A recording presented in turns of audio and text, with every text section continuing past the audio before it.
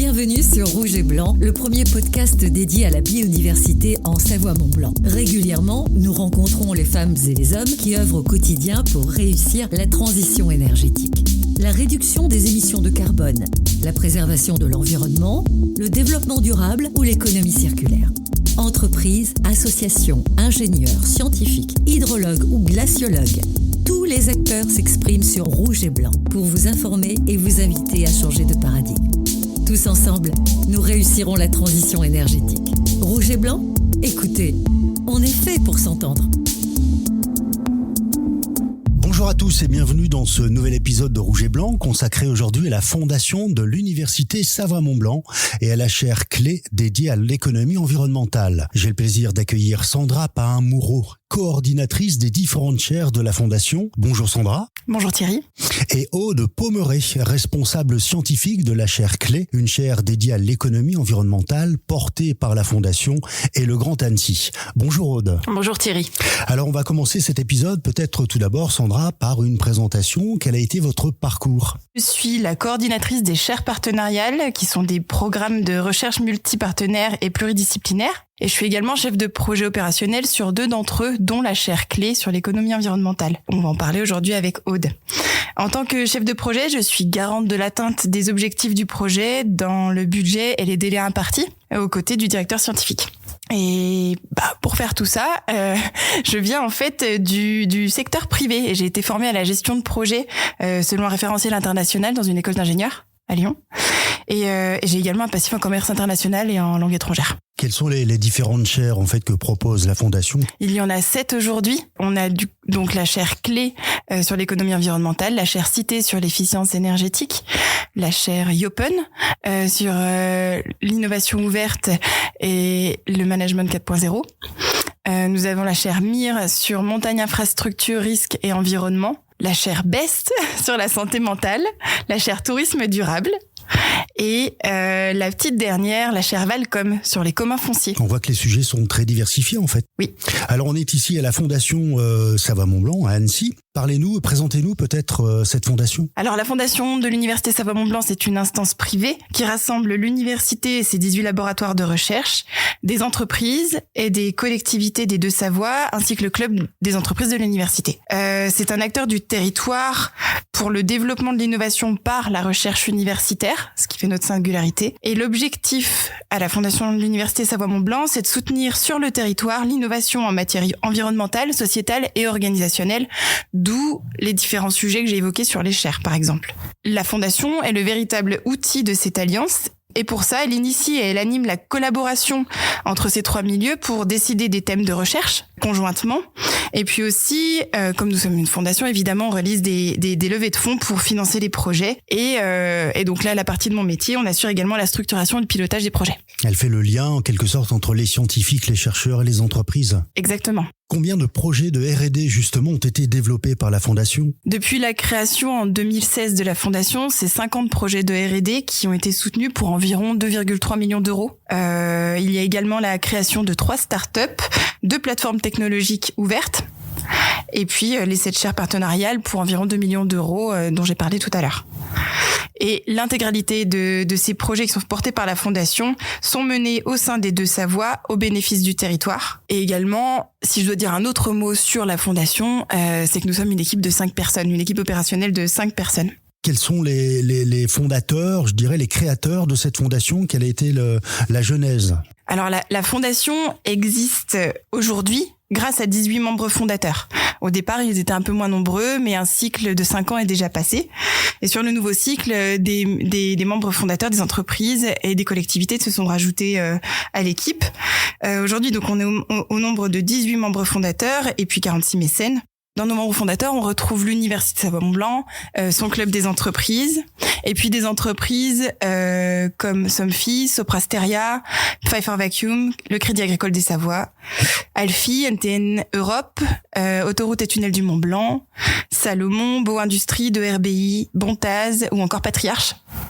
Et également, nous avons des collectivités à nos côtés, que sont Grand Annecy, le pôle métropolitain du Genevois français, les départements de Savoie et le département de Haute-Savoie. Alors on voit que ce sont des poids lourds de l'industrie ici en Savoie-Mont-Blanc, les entreprises que vous nous avez citées. Quels sont leur intérêt en fait de participer, d'être dans cette fondation ? L'intérêt pour eux, c'est de pouvoir faire partie intégrante d'une dynamique d'innovation sur le territoire par la recherche académique qui est à la fois appliquée et fondamentale.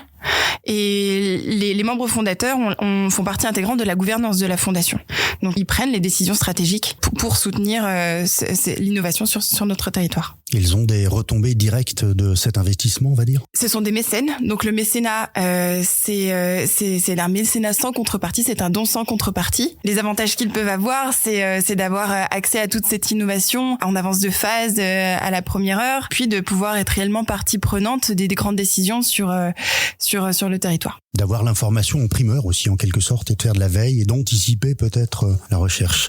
Parlez-nous justement des chercheurs, des scientifiques qui animent cette fondation. Alors on a les chercheurs de l'université issus des 18 laboratoires de recherche, 18 laboratoires de recherche, donc beaucoup de thématiques différentes abordées. On a les enseignants-chercheurs, mais aussi on a des doctorants qui travaillent avec nous, des post-doctorants, des ingénieurs d'études. Donc c'est tout un collectif de scientifiques en devenir et de scientifiques confirmés qui travaillent ensemble et avec nous.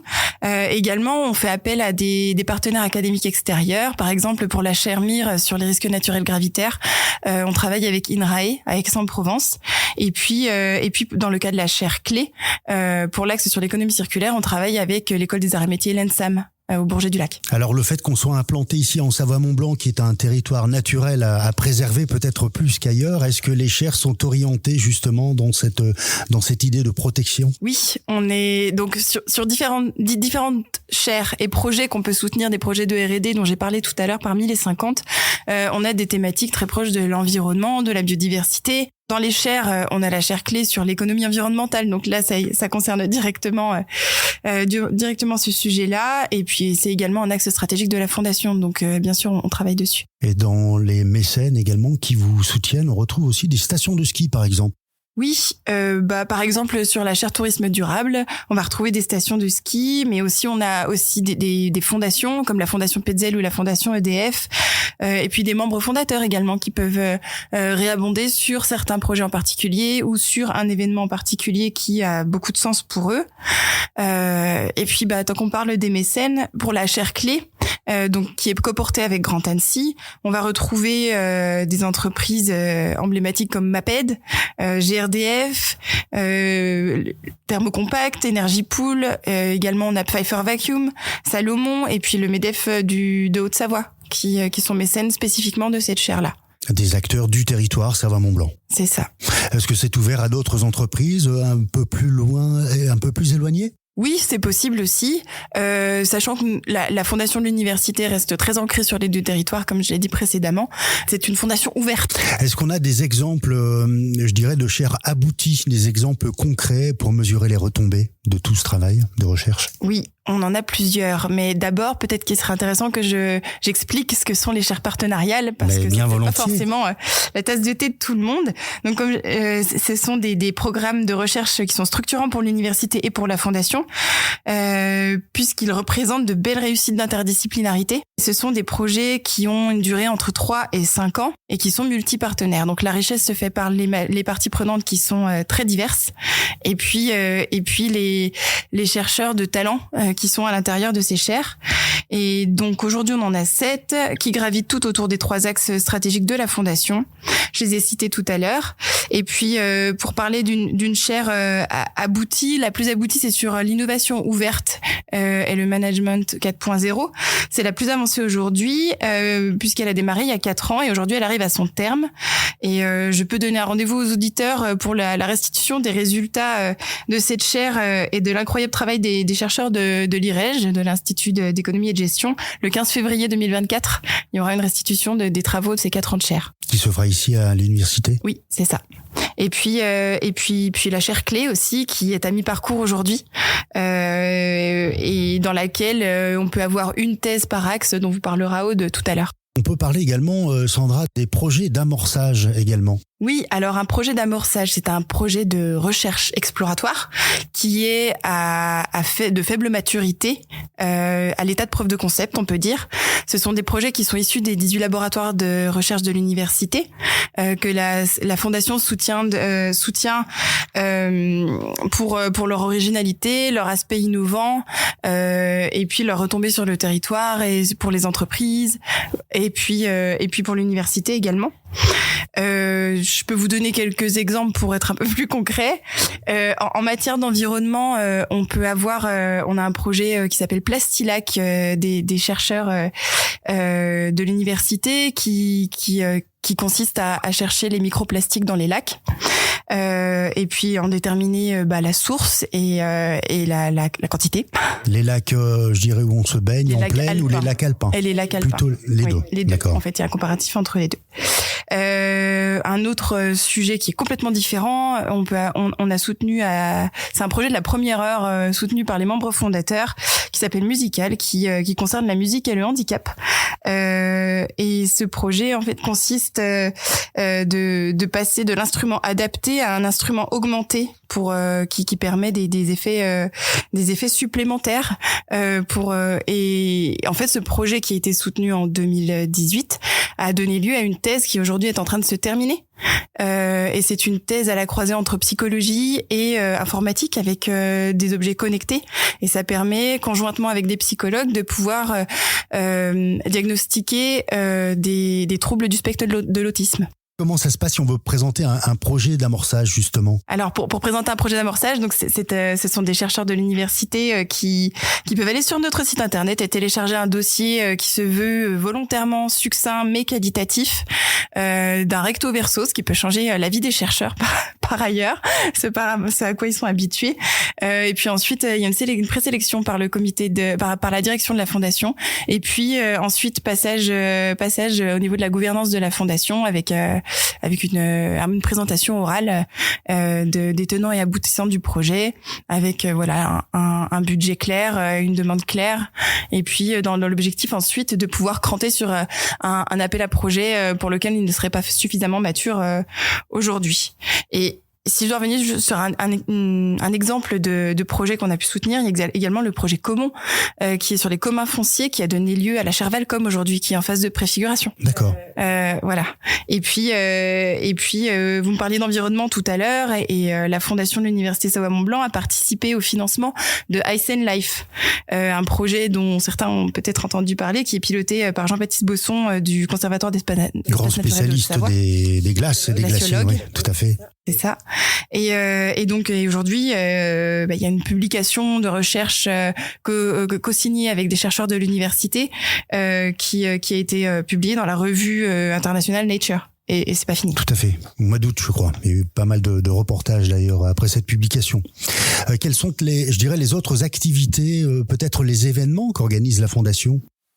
Oui, alors la Fondation a une activité de valorisation c'est une activité clé à la Fondation pour faire sortir les connaissances des laboratoires, si on peut dire ça comme ça. Et pour ce faire, on organise un événement phare qui s'appelle le Hub Innov, dont les entreprises, les institutions peuvent être mécènes directement pour le volet prospectif en fait. Et en général, ces Hub Innov qui ont des formats originaux débouchent sur des cercles innovation prospective qui sont des questions plus précises et dont on parle avec des experts qualifiés pour évaluer un futur possible ou non sur ces questions-là. Et la prochaine édition aura lieu en 2024, le 11 avril. Oui, c'est ça. Cet événement a à chaque fois un format différent et original, et l'objectif d'un Hub Innov, c'est d'éveiller la curiosité et puis aussi de découvrir les pépites qui se cachent à l'intérieur de l'université. Ça permet aux acteurs, le triptyque des acteurs, donc collectivité, entreprise et chercheurs académiques, de se rencontrer, de phosphorer, et puis surtout de sortir de la routine pour réfléchir en fait à des sujets de demain. Bien sûr. Voilà. Et les autres événements, les activités, il y a les masterclass par exemple. Oui, donc là, ce sont des événements issus des chaires. La dernière en date, c'était celle de la chaire clé sur la sobriété, animée par Aude, GRDF et puis Energy Pool, les mécènes de la chaire, qui était très très intéressante. Energy Pool, en 2 mots, vous pouvez nous présenter Energy Pool peut-être? GRDF, on connaît. Energy Pool, c'est une entreprise qui fait de la flexibilité énergétique. De consommation électrique. Voilà, c'est ça. Qui anticipe les besoins. Oui, c'est ça. Et en fait, qui permet, c'est ça, qui anticipe les pics de charge et qui permet de pouvoir ne pas se retrouver dans le rouge, en fait. Ouais. Et donc ces masterclass, ce sont des cours, en fait. C'est pas mal d'informations descendantes, même si pendant la masterclass sur la sobriété énergétique, il y a eu beaucoup d'échanges. Et puis c'est à une ou plusieurs voix sur un sujet vraiment d'actualité, un sujet d'une chaire. Et puis les sujets de ces masterclass sont discutés avec le comité de pilotage, la gouvernance de la chaire.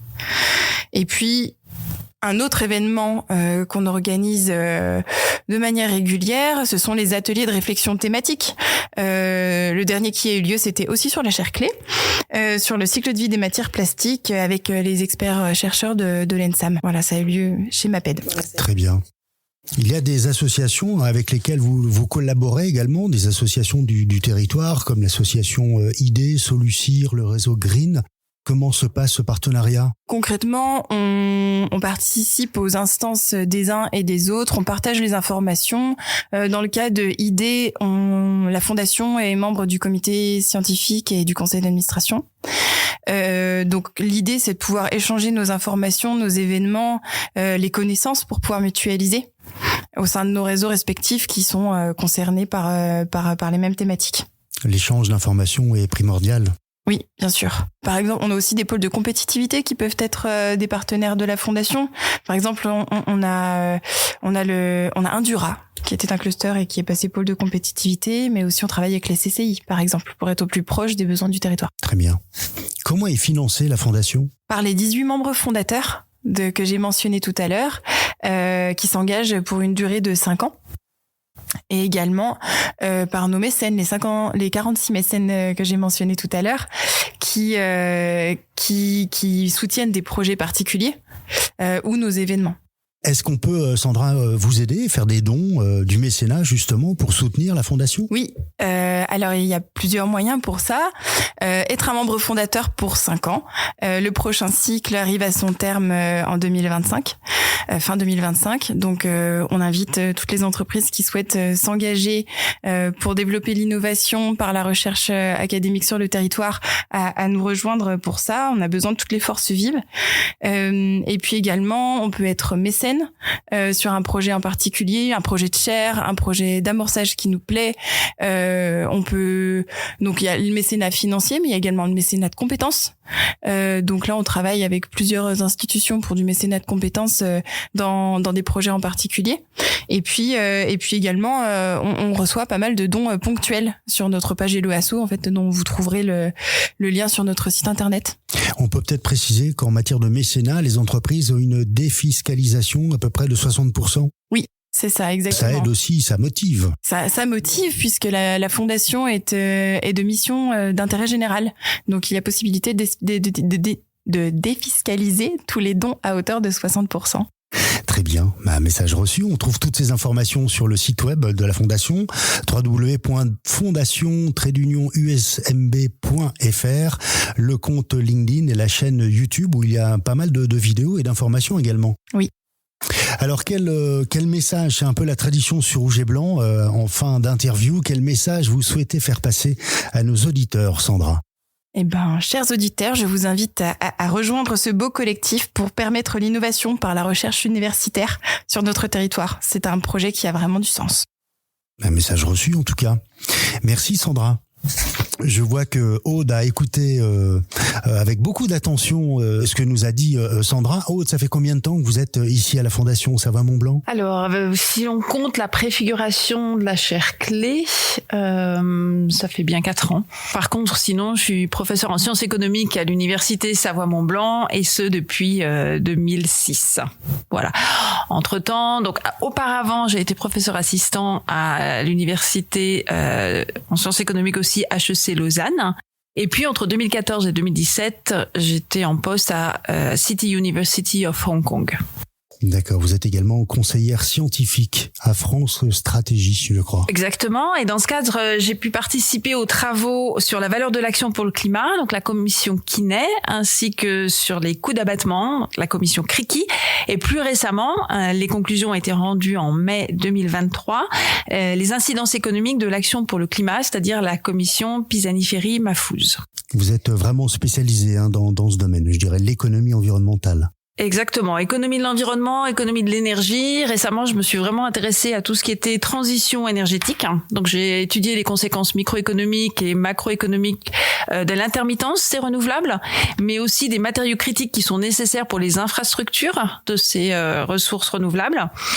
J'ai aussi mis en évidence un surcoût important pour les finances publiques, mais aussi pour le bien-être des gens, d'un financement qui aurait lieu par subvention plutôt que par taxe. C'est-à-dire qu'il faut vraiment essayer de privilégier un financement par taxe que par subvention. Pourquoi ? Parce que c'est une façon assez inefficace en fait de financer la transition à partir du moment où on fait des subventions. On va pas donner exactement les bonnes incitations aux agents. Alors évidemment, on sait que la taxe pose aussi plein de problèmes, en particulier en matière d'acceptabilité, et qu'on peut pas la faire toute nue, qu'il faut l'accompagner avec des politiques de redistribution en particulier qui viseraient les ménages les plus défavorisés. Plus récemment, je me suis intéressée aux liens entre transition énergétique et biodiversité. Voilà, des liens évidents entre climat et biodiversité. Et puis, une fois que j'ai ouvert la boîte de Pandore d'une certaine façon de la biodiversité, je pense que c'est vraiment un terrain de jeu très intéressant pour les économistes et pour le futur. Merci Aude. On va parler peut-être plus précisément justement de la chaire clé dont vous êtes la responsable scientifique. Pourquoi cette chaire et quel est son but et à quoi est-elle destinée ? Alors, c'est un moyen fabuleux de financer de la recherche académique. Ce qui est vraiment très intéressant, c'est que c'est réellement de la recherche académique qu'on peut réaliser. On est très protégé, notamment grâce à des personnes comme Sandra. Ça nous permet de financer donc des thèses qui, dans le cadre de la chaire clé, on s'inscrivent dans les 3 axes de la chaire. Donc le premier axe, c'est l'axe relatif à la transition énergétique. On s'intéresse en particulier aux conséquences pour les émissions de gaz à effet de serre du télétravail. Donc évidemment, en premier ordre, on se dit on n'utilise pas sa voiture, on émet moins, mais il y a plein d'effets a priori de second ordre, mais qui pourraient être significatifs qu'il faut prendre en compte. Si on n'est pas sur son lieu de travail, on est chauffé, mais de façon individuelle. Ensuite, exempter les décisions qui vont être prises de localisation du lieu de travail par rapport à l'habitat vont être impactées aussi. Les décisions d'acquérir un véhicule électrique plutôt qu'un véhicule thermique aussi. Et donc, c'est toutes ces conséquences pour les émissions à gaz à effet de serre qu'il faut prendre en compte. Et c'est absolument pas, c'est absolument pas trivial. Et c'est très intéressant de réfléchir à ça dans le cadre de la thèse. Et bien sûr, c'est des réflexions qui intéressent dont les conclusions vont intéresser les entreprises du territoire pour justement les aider à avoir une politique efficace en matière de télétravail. Alors justement, quels sont les liens avec les entreprises du territoire ici de la région ? Donc les entreprises jouent un rôle de mécène, voilà. Et après ça, on est absolument libre de réfléchir à nos sujets de recherche et à les appréhender de la façon dont on le souhaite. Mais c'est aussi une source d'inspiration, c'est-à-dire qu'on a régulièrement des interactions avec ces entreprises. Et il y a un exemple récent que j'aime beaucoup. En tant que chercheur, on réfléchit beaucoup à un instrument qui vient d'être mis en place au niveau européen, qui est le mécanisme d'ajustement carbone aux frontières. Alors les questions qu'on se pose, c'est est-ce que vraiment ça va permettre de réduire les fuites de carbone ? Donc peut-être pour mémoire, le mécanisme d'ajustement frontière au carbone aux frontières, ça consiste à taxer les émissions qui rentrent dans l'Union européenne de façon à essayer de rétablir la compétitivité entre les entreprises européennes qui, elles, ont à payer un prix du carbone dans le cadre du marché européen des permis d'émission, et puis les entreprises hors de l'Europe qui, elles, n'ont pas à payer ce prix du carbone. Donc, elles ont à la place à payer ce mécanisme d'ajustement carbone aux frontières. Et donc, les économistes réfléchissent beaucoup à l'efficacité de ce mécanisme, mais en interagissant avec les entreprises, en leur expliquant qu'on réfléchissait à ça et sans vraiment penser que ça pouvait les intéresser d'un point de vue pratique, on a observé qu'elles savaient très mal comment s'emparer de cet instrument. En particulier, donc, est-ce que c'est le service achat qui doit les regarder. On était en interaction avec un service environnement qui disait moi je vois pas très bien comment m'en emparer. Et puis ça pourrait être aussi les contrôleurs que ça pourrait intéresser. Donc en fait, on s'est rendu compte que on réfléchissait à certaines choses à un certain niveau pour le MACF, mais que ça posait aussi des questionnements qui étaient assez intéressants au niveau des entreprises. Il y a un manque d'information, de formation peut-être à leur niveau. Oui, il y a certainement les dispositions, les politiques publiques leur arrivent, c'est toujours forcément une approche relativement top-down et donc elles doivent ensuite s'ajuster le mieux possible. Et c'est vrai que les chercheurs peuvent parfois apporter de l'information qui peut certainement leur être utile. Notamment, je le vois, c'est très criant, je pense, dans le cadre des masterclass. Et qui sont aussi en fait un lieu très intéressant pour échanger et voir quels sont leurs questionnements, quelles sont les choses dans notre approche qui leur paraissent compliquées, voilà ce qu'on pourrait éventuellement approfondir. Vous avez un rôle à jouer, je dirais, au niveau de l'information, la sensibilisation. Bah oui, j'espère. C'est une des missions aussi de notre chère Clé, voilà. Peut-être avant qu'on perde le fil, j'aimerais revenir sur les 3 axes de la chaire, puisqu'on a beaucoup développé sur le premier qui était la transition énergétique et le télétravail. Le second est relatif à l'économie circulaire. Et on s'intéresse en particulier aux conflits d'usage dans le cadre de cette thèse.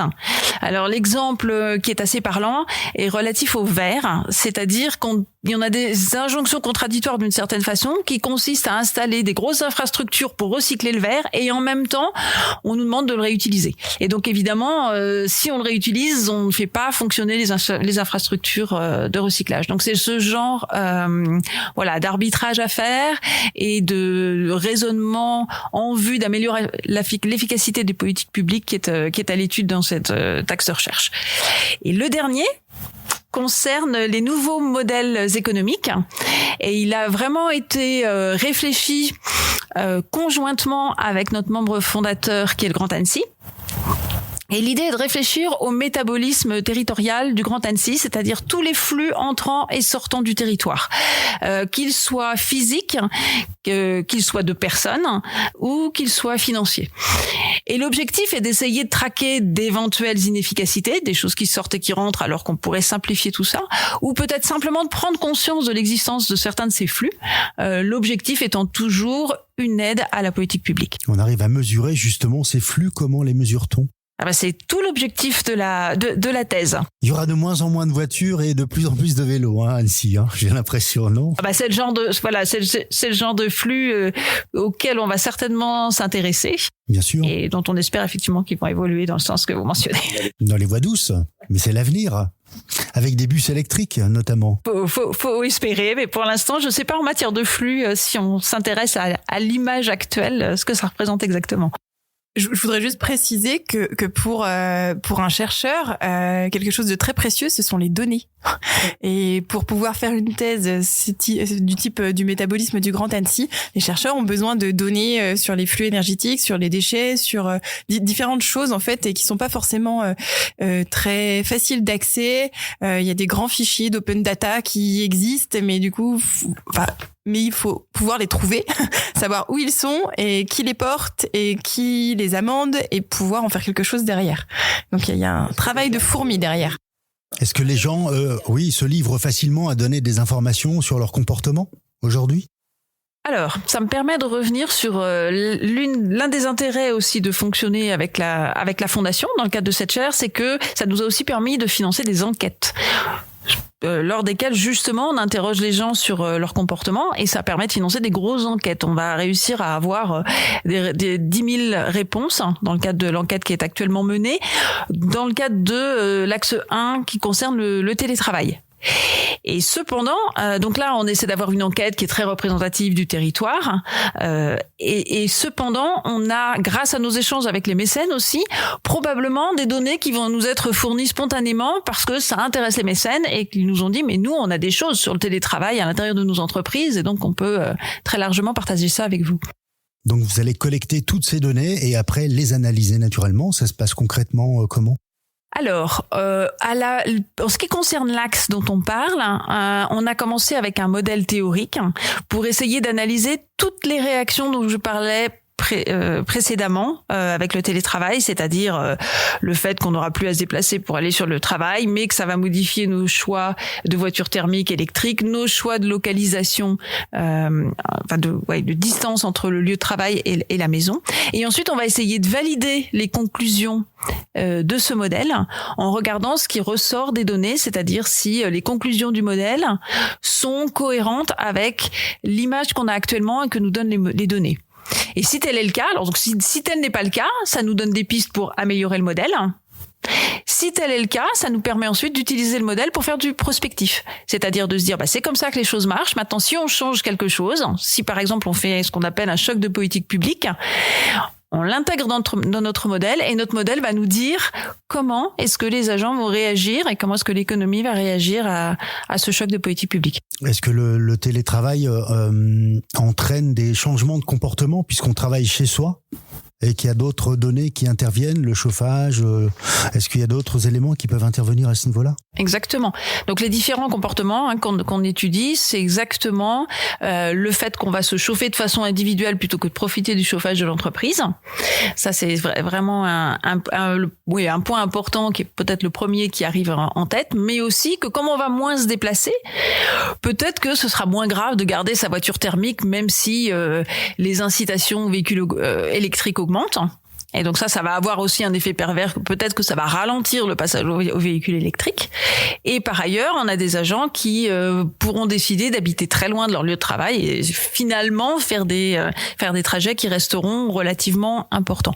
Et on voit maintenant qu'on a aussi un autre effet pervers, pas tant en termes d'émissions que ça, mais on a un espèce de retour de bâton, c'est-à-dire que les entreprises commencent à trouver que le télétravail, il y a probablement un optimum, mais qu'on est allé peut-être trop loin et qui se retrouvent coincés parce que les agents ont décidé d'habiter très loin et en fait ne peuvent plus travailler sur place dans l'entreprise autant qu'auparavant. Quand pourrons-nous mesurer tous ces effets, tous ces résultats en fait de la chaire ? Les résultats sont attendus pour quand ? Alors pour à peu près la fin de la chaire, c'est-à-dire que la durée de la chaire a aussi été calibrée sur la durée habituelle d'une thèse, qui est de 3 à 4 ans, une thèse en économie. Donc voilà, la thèse qui concerne le télétravail a commencé il y a 1 an, donc on attend ses résultats dans 2 ans. Très bien. Alors, en préparant cette émission, vous m'avez demandé de parler aussi de la biodiversité, puisque c'est le thème de Rouge et Blanc, et vous voulez nous parler du climat et de la biodiversité, qui peut être le thème d'une future chaire, justement. Oui, tout à fait. Donc, les chaires ont une durée de vie finie, mais lors de la dernière année de vie de la chaire, on commence à réfléchir à ce qui pourrait être éventuellement fait dans le futur, si cela intéresse toujours les mécènes de financer cette chaire. Et pour cela, on fait des ateliers thématiques qui sont un peu exploratoires, lors desquels on discute entre chercheurs et aussi avec les entreprises du territoire de ce à quoi il serait intéressant de réfléchir ensemble dans le cadre d'une autre édition de la chaire. Et donc dans ce cadre, comme je le disais tout à l'heure, on a vraiment maintenant conscience d'un lien entre climat et biodiversité. C'est le premier point. Et ensuite, du champ des possibles qui s'ouvre aux économistes pour l'étude de la biodiversité, en fait, qui est très en retard par rapport à tout ce qu'on a pu faire pour le climat. Donc les liens entre climat et biodiversité, donc ils sont bien illustrés par l'exemple des zones humides et des tourbières, donc qui représentent seulement 6% de la surface terrestre, mais qui contiennent 35% du carbone terrestre mondial. Et donc, on a des institutions comme la Convention sur la diversité biologique qui nous disent que si on améliorait la gestion des zones humides, eh bien, ce serait une façon très efficace de lutter contre le changement climatique. Donc, on a ces zones humides qui donc absorbent énormément de gaz à effet de serre, mais en même temps qui vont être dégradées par un réchauffement climatique. Donc on voit qu'on a des dynamiques complexes entre les deux et qui sont donc très intéressantes à prendre en compte par les économistes. Et clairement, les politiques publiques à destination de la biodiversité et du climat doivent être réfléchies conjointement et non pas de façon disjointe. Des zones humides qui sont en voie pas de disparition, mais il y en a de moins en moins. Ah voilà, à cause du réchauffement climatique. Donc on voit en fait cet effet un peu circulaire où on a le réchauffement climatique qui affecte les zones humides alors que les zones humides pour façon de nature à absorber les gaz à effet de serre. Donc on voit que les deux choses doivent être vraiment étudiées conjointement. On a aussi les compensations carbone qui arrivent un peu dans l'image. Et donc on voit, ça a aussi beaucoup intéressé les économistes parce qu'on a des problèmes d'additionnalité, par exemple, c'est-à-dire quand on fait quelque chose, quand on reforeste par exemple, ou quand on favorise le développement d'une forêt, est-ce que c'est vraiment quelque chose qui n'aurait pas été fait en l'absence d'actions volontaires qui correspondent à la compensation. Par ailleurs, comment est-ce qu'on mesure cette additionnalité? C'est-à-dire, qu'est-ce qu'on prend comme référence? Si on n'avait rien fait, comment la forêt, par exemple, aurait-elle évolué? Et donc, ces deux points sont vraiment cruciaux pour essayer de mesurer correctement la compensation. On a aussi, pour les économistes, des problèmes qui sont intéressants parce que, en général, cette compensation, elle est limitée dans le temps. C'est-à-dire que les arbres sont pas nécessairement là pour toujours. Donc c'est une séquestration qui est temporaire. Et donc comment est-ce qu'on prend en compte cette temporalité qui existe? On va la voir pendant un certain temps, mais pas nécessairement pour toujours. Donc voilà, ce sont des sujets climat, biodiversité, donc un peu à la charnière entre les deux, qui intéressent les économistes. Et puis sinon, juste biodiversité pure, on a des problèmes de valorisation qui sont importantes. Donc on a toute une liste en fait de valeurs qui sont liées à la biodiversité. On a l'IPBS, dans Intergovernmental Science Policy Platform on Biodiversity and Ecosystem Service, qui a essayé de distinguer 3 types de valeurs. Donc, a essayé de simplifier les choses, mais vous allez voir, c'est pas si simple que ça. On a les valeurs qu'on dit instrumentales, qui sont vraiment liées à l'utilisation de la biodiversité, le fait qu'on l'exploite quelque part. Le second, c'est les valeurs relationnelles, qui mettent l'accent sur notre relation à la nature, donc appartenance, identité, sentiment de bien-être. Et puis, il y en a une troisième qui s'appelle valeur intrinsèque, qui suppose que ces entités naturelles, elles ont une valeur en elles-mêmes qui est complètement disjointe de tout jugement humain. Donc c'est quelque chose qui a encore une autre dimension et qui est encore plus compliqué quelque part à appréhender. Donc on voit comme c'est difficile. Et par ailleurs, un autre problème qui se pose avec la biodiversité, c'est que c'est extrêmement hétérogène. Comment est-ce qu'on prend en compte les fleurs, les chauves-souris, l'eau? Enfin voilà, c'est des choses qui ont des dimensions complètement différentes. Et donc il y a des tentatives de mesures qui sont faites. Donc par exemple par Carbone 4 et CDC Biodiversité, qui s'appelle le MSA, donc le Mean Species Average, qui essaie en fait d'avoir une mesure un peu unifiée des services écosystémiques ou de la biodiversité, qui va se mesurer en kilomètres carrés équivalents vierge. C'est-à-dire que quand on a une surface qui est un petit peu détériorée, on va la transformer en kilomètres carrés équivalents vierge. Voilà. En vous écoutant, Aude, on a l'impression que tout s'accélère parce qu'on a pris du retard. En fait, on n'est pas parti suffisamment tôt pour justement tous ces problèmes de changement climatique et de transition climatique. Alors certainement, mais il faut pas non plus en avoir particulièrement peur. Enfin, on a des moyens d'action et une façon peut-être d'ailleurs d'avoir le moins peur possible, c'est d'être dans l'action et de faire des choses. Exactement. Et quelque part, le climat, il est presque entre guillemets sous contrôle, au moins d'un point de vue conceptuel. C'est-à-dire, on sait ce qu'il faudrait faire. On sait comment on pourrait s'y prendre. Il faut juste, entre guillemets, ne pas trop traîner et puis que les choses puissent effectivement être mises en place. Pour la biodiversité, c'est une autre dimension. Enfin, là, pour le coup, on a vraiment un train de retard, ce qui ne veut pas dire que c'est nécessairement catastrophique, mais on a l'impression que maintenant, il va falloir commencer à y réfléchir aussi bien et autant qu'on l'a fait pour le climat. Est-ce que tout est lié, en fait, quelque part? Oui. Tout est lié, mais il faut de nouveau pas essayer de se laisser trop perdre par cette complexité et par du pessimisme. Alors quel sera le contenu justement de cette future chaire dédiée à la biodiversité ? Alors la chaire serait pas intégralement dédiée à la biodiversité. On y réfléchit pour que peut-être ça constitue un de nos axes. Mais de nouveau, mettons pas la charrue avant les bœufs. On a un atelier thématique qui est prévu sur le sujet. On va échanger. Tout est ouvert. Et puis, on a d'autres ateliers thématiques qui sont prévus, notamment autour du plastique, qui a l'air d'être aussi un point qui est important, qui peut d'ailleurs avoir des conséquences quelque part sur la biodiversité. C'est notre façon de la récupérer, mais on ne sait pas du tout. Peut-être qu'elle sera dédiée intégralement à la biodiversité, mais pour l'instant, rien n'est absolument désigné. Vous êtes en phase d'identification des thématiques. Exactement. C'est ça qui est passionnant, en fait. On ne sait pas ce qu'on va chercher et trouver. On parlait tout à l'heure donc de valeur. Comment on arrive à mesurer la valeur dans la thématique de la biodiversité ? On commence à avoir des mesures très imparfaites pour la biodiversité, juste pour essayer d'avancer. Donc c'était le MSA dont je parlais tout à l'heure, le Mean Species Average. Mais une fois qu'on a cette mesure, en fait, c'est la première étape pour essayer de donner une valeur à la biodiversité. Donc il existe déjà beaucoup de valeurs, mais elles sont très hétérogènes. Il y en a qui ont été élaborées au niveau international, il y en a qui ont été élaborées au niveau français, mais elles sont très difficiles à utiliser justement parce qu'elles sont très diverses. Quelle est l'unité de valorisation ? Alors, on peut avoir différents types de valeurs et notamment, tout à l'heure, je parlais de valeurs intrinsèques. On voit bien que ça va être compliqué de mettre des euros en face. Cela dit, pour sensibiliser quelque part à la fois les agents et puis les pouvoirs publics à la biodiversité, c'est quand même en général très parlant quand on arrive à mettre des euros en face. L'un des objectifs, c'est probablement pas la seule chose qu'il faille faire avec la biodiversité, mais ça peut être intéressant d'essayer de mettre des euros en face de la valeur de la biodiversité.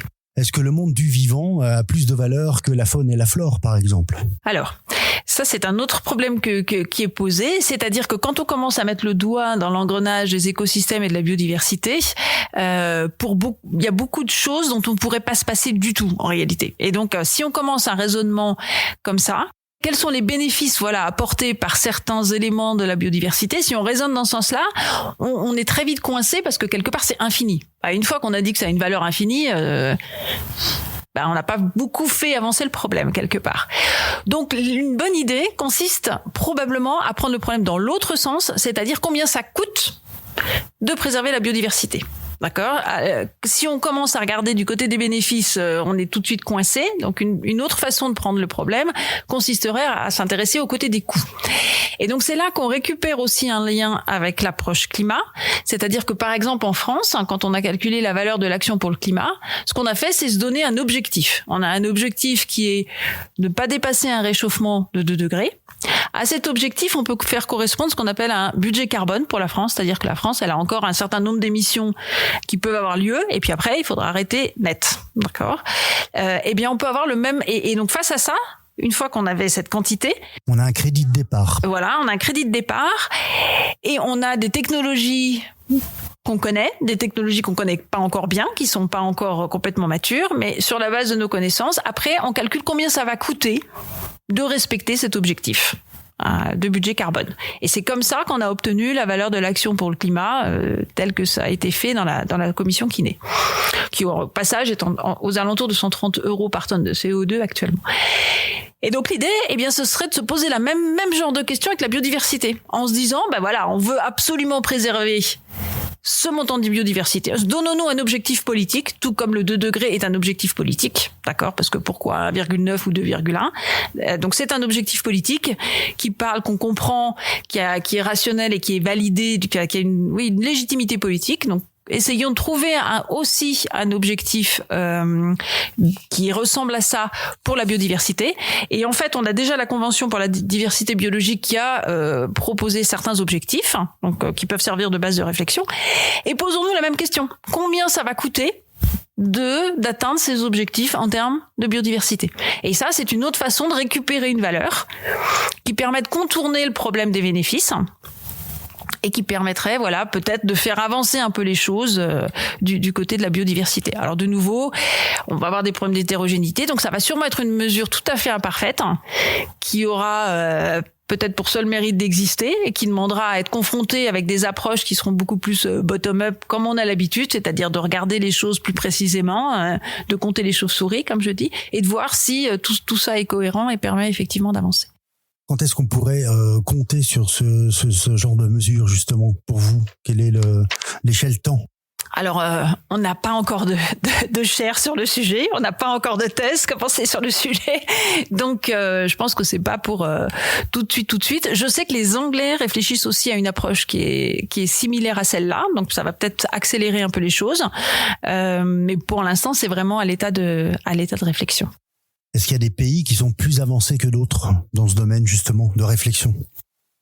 Pas tellement. Voilà, à ma connaissance, donc les Anglais commencent à réfléchir de cette façon-là. Par ailleurs, il n'y a pas de consensus, donc c'est pas sûr que tout le monde soit convaincu que ce soit la bonne façon d'appréhender le problème. Est-ce que l'Europe peut pas décider pour les 27 pays communautaires Alors, au-delà de prendre des décisions, là, on en est vraiment à la réflexion de comment appréhender le problème et donc dépasser cette idée que si on mesure la valeur de la biodiversité par les bénéfices, on a cette valeur infinie qui nous permet pas vraiment d'un point de vue pratique d'avancer. Et donc, je pense que la politique publique, c'est encore un stade ultérieur. Comme je le disais tout à l'heure, voilà, pour le climat, on a les choses relativement bien cadrées du point de vue de la réflexion, et il n'y a pas grand-chose qui se passe du point de vue politique publique. Et donc, quelque part, biodiversité, on est un stade derrière, c'est-à-dire qu'on en est à la réflexion, on essaie de monter le cadre et de comprendre comment est-ce qu'il faut appréhender le problème. Et la politique publique, ce sera encore une autre paire de manches quelque part. Mais peut-être qu'on aura appris du climat entre-temps. On va pas parler de politique, hein. On va rester positif. Aude, pour conclure cet épisode, quel serait le message que vous souhaiteriez faire passer à nos auditeurs? Eh bien que la biodiversité, c'est le nouveau climat, ou en anglais, biodiversity is the new climate. J'ai vraiment l'impression que la biodiversité s'inscrit dans les développements qui ont eu lieu pour le climat, que c'est vraiment une piste d'avenir de réflexion pour les économistes, et donc dans une étape suivante pour la politique publique. Merci beaucoup Aude, et puis rendez-vous prochainement pour la chaire biodiversité sur Rouge et Blanc qui prendra tout son sens. Merci à toutes les deux mesdames, à très bientôt. Merci. Merci beaucoup. Merci Thierry. Vous avez aimé cet épisode ? N'hésitez pas à nous mettre une étoile, donner votre avis sur les plateformes de podcast et partager nos épisodes sur les réseaux sociaux. Si vous désirez nous proposer un invité, une idée d'épisode sur la biodiversité, n'hésitez pas à nous écrire. Abonnez-vous à Rouge et Blanc pour être informé des nouveaux épisodes. À bientôt.